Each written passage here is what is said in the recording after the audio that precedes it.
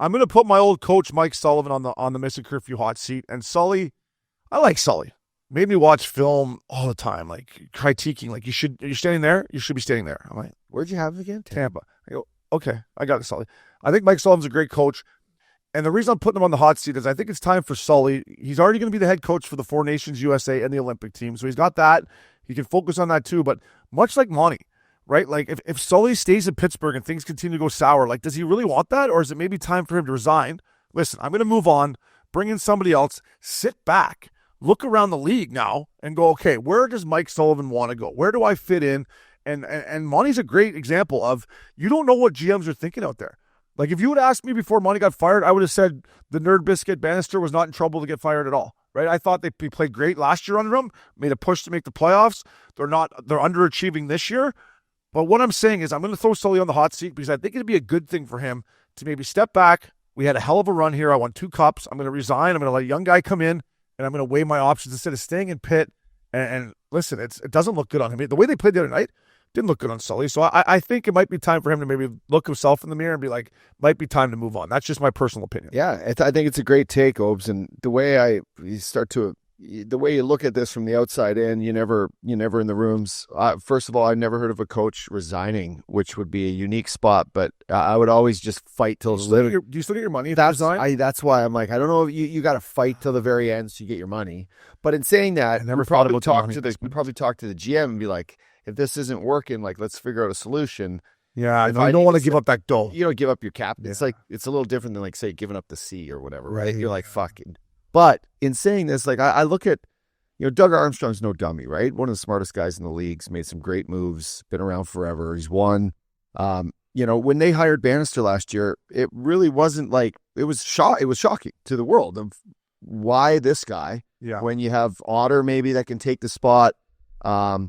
Is he the guy? But, now you look at it and you're like, fuck, maybe Doug knew that there wasn't the best coach out there and that someone's going to be on the hot seat come mid-season next year. And that's when, when the gravy starts to be poured and there's a guy out there that you love, that's when you jump on him. Yeah. And if you put Otter in place, you don't want to do that to Otter as a young coach. You just like, Drew could be this expendable piece that, fuck, it might work, it might not. But as soon as the coach comes out there, Mike Sullivan gets fired, I'm bringing in Mike Sullivan. Yeah. If Jim Montgomery gets fired, I'm bringing. Does that make sense, boys? Like, you sit back in the weeds. Like, let's just say Mike Sullivan got fired tomorrow. Yeah. I think Chris Drury would be like, okay, wait a second here. Yeah. Now, how bad do I want Peter Laviolette here? We look really flat. Our structure sucks. Yeah. Maybe I want Mike Sullivan.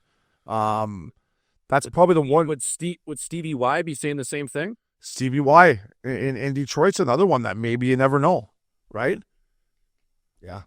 I don't know. It's just a situation where I think it's a sinking ship there, and you're right about the resigning. You don't want to give up your money, so that's like, yeah, of course. I'll still come to the rink if they're, but it's just like, is it still motivating him to coach there? Like, does he come in the rink and be like, by the way, he has that Dave Quinn with him. Everywhere that Dave Quinn goes, they fucking stink. By the way, but I like Sully, and this is because I do like him, and I just think like, how long do you stay there till they fire you? I guess right till they fire you, you get your money and you leave, but.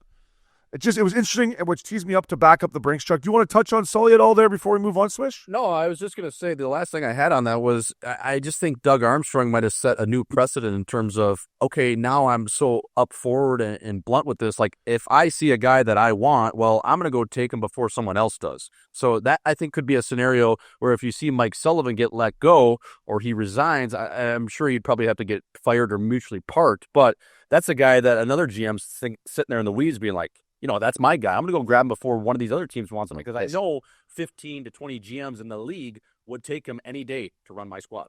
Yeah, I would say the Utah Hockey Club is another team there that, listen, I like. How do you say his name? Turgney?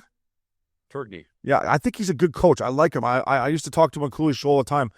But new ownership, he's coming there. That's another opportunity where they have a lot of good young pieces, right? I'd rather be the Utah Hockey Club than the Pittsburgh Penguins right now.